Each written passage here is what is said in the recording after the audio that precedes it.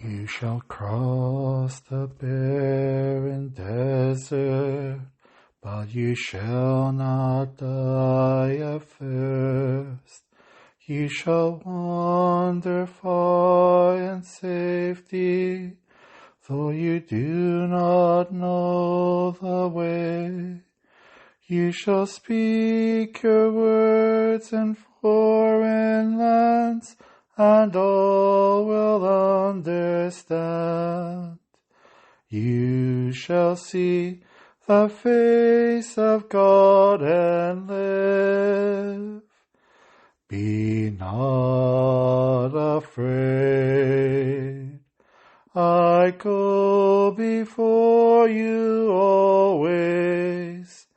Come, follow me, and I will give you rest. Slava Isusa Christus, Slava Navika. Glory be to Jesus Christ, glory be forever.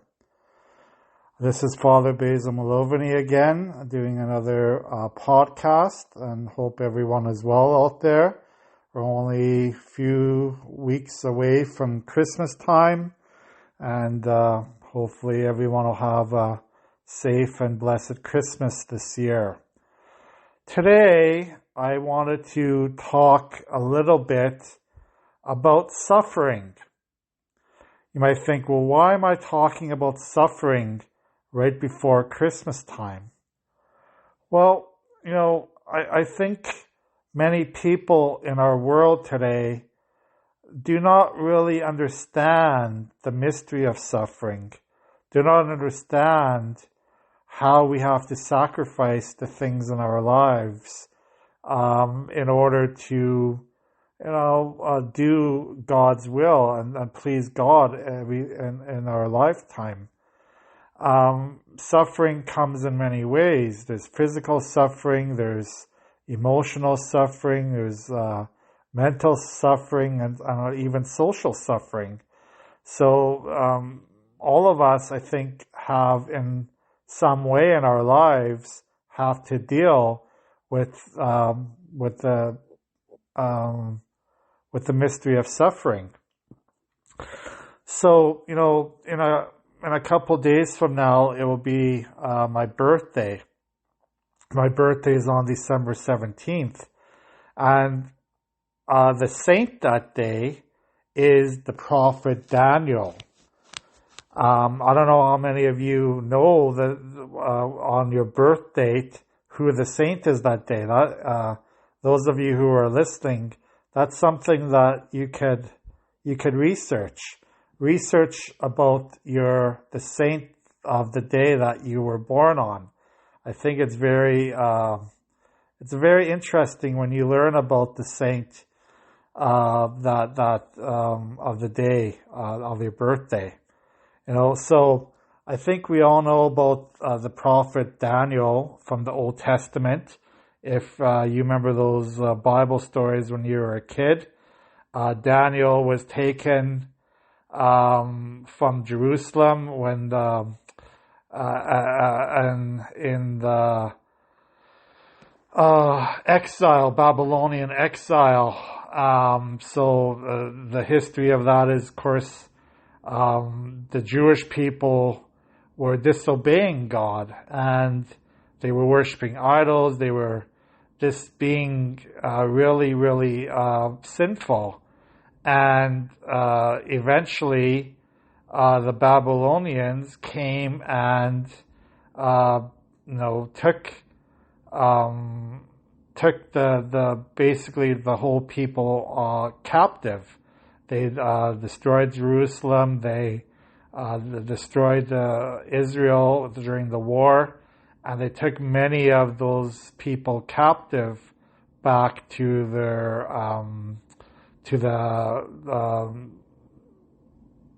Babylon.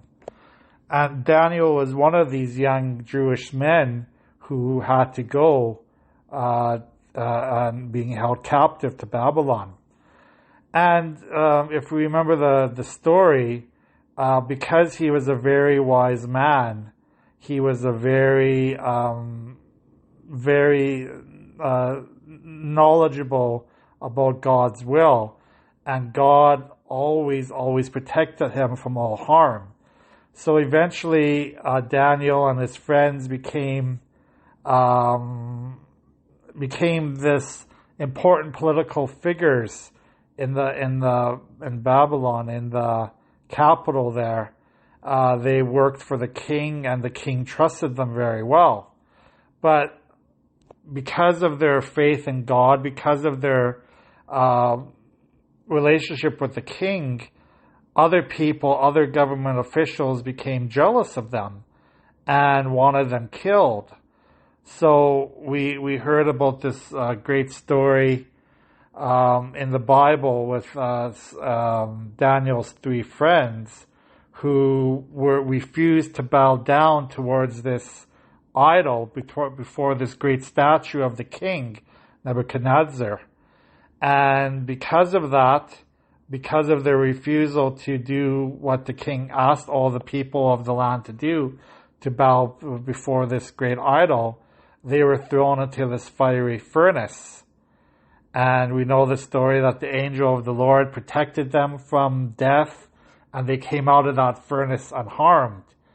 And the king, repented of his ways, and then threw the people who accused those three friends of Daniel of not obeying the king's orders into the furnace, and they died.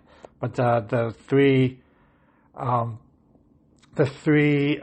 friends of Daniel all survived because of great faith in God. And then later on, we know another story that Daniel another time was thrown into the lion's den, into a den of lions, because again, the government officials became angry at him, became jealous of him, of his relationship with the king. And because Daniel refused to worship idols, refused to worship anything except God, the Almighty Father, they threw him into this lion's den, and of course he survived that as well. The angel of the Lord came and shut the mouth of the lions. So you see how, that story of the prophet Daniel and his friends coming up, celebrating on December 17th, I don't think we necessarily in our lives are going to have that same type of suffering where the king or the government's going to throw us into a fiery furnace or into a den of lions. But at the same time, we will have other examples in our life where we will have to sacrifice, where we will have to even suffer some in our lives in order to follow the will and commandments of God. So I want you to think of your own life, those of you who are listening here today. How many of you have had experiences where you really knew that God was with you during your time of trial, during your time of tribulation, where you had to go through tremendous times in your life where things weren't always good, when you might have had physical pain, physical illnesses, where you might have had to have emotional distress, where you had to have even mental distress, and it's not we don't have to feel embarrassed in our lives when we are going through distresses in life. When we have depression. I suffered from depression many times in my life, and I am not going to deny that. We all go through dry periods in our life, are very difficult periods where we have to overcome many things that happen to us that we seem to think, well, why isn't this happening to other people? Why is it only happening to myself? Why is it only happening to, it seems like everyone else is happy, but I'm getting all these different things happening to me that make me sad, that make my life miserable, that make my life very, very difficult in my to deal with. But again, that's really the mystery of suffering. That's the mystery of how God uses those examples in our life to become closer to Him, to become more godlike in a way, And we always have to look at the example of Jesus Christ on the cross. Jesus always, always, always sacrificed for us because of His love for us. So sometimes we have to look at it that way as well. When things happen to us in life, when the physical pain, when we have the emotional pain, when we have people who disown us, who don't agree with us, who make fun of us, who are not there when we need them. Sometimes we feel so alone in this life. We have to remember that's exactly what happened to Jesus Christ. If you remember the story before the crucifixion, when he knew the passion was coming, and all the apostles basically ran away. They were so scared of being arrested by the Jewish priests and the Roman guards that they just basically ran away and left Jesus by himself. Of course, in the one gospel account, John, the apostle John and Mary and the other women were by the cross with him. But in another account, even John ran away.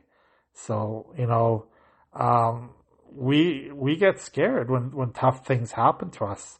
We want to run away. We don't want those things to happen. We want to avoid those situations where we know we will be suffering, when we know things aren't going the way we planned them to go. And, is it right to avoid all those tough situations in life?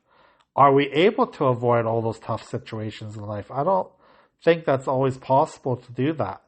I think sometimes when we have those times of suffering, times of despair, times of, where we just feel like there's just nobody there at all to help us, we have to remember Jesus at the cross. He's always knows what we're going through because He went through the same things Himself. And,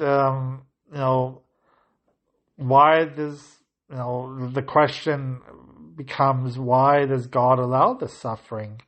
Why does God allow people to be hurt? And, of course, we can't compare ourselves to other people. We don't know what everyone is going through in their life. We don't know how people are dealing with the certain aspects of their life that nobody else knows about. All we can do is, when we see a person, either it could be a friend, it could be a stranger, it could be anyone in the world, and we have to always do a prayer for everyone we see, because again, we don't know what they're dealing with and how they are dealing with the situations that they're facing in their lives. But this is where our faith comes in. This is where our prayer life comes in, and our understanding that this suffering that we have in this world is not going to be forever. It might seem forever when we feel lonely, when we feel out of sorts in life, or depression, or we have a physical disease, or whatever it might be. It might feel like it's forever, but it's not really. Nothing in this life is forever.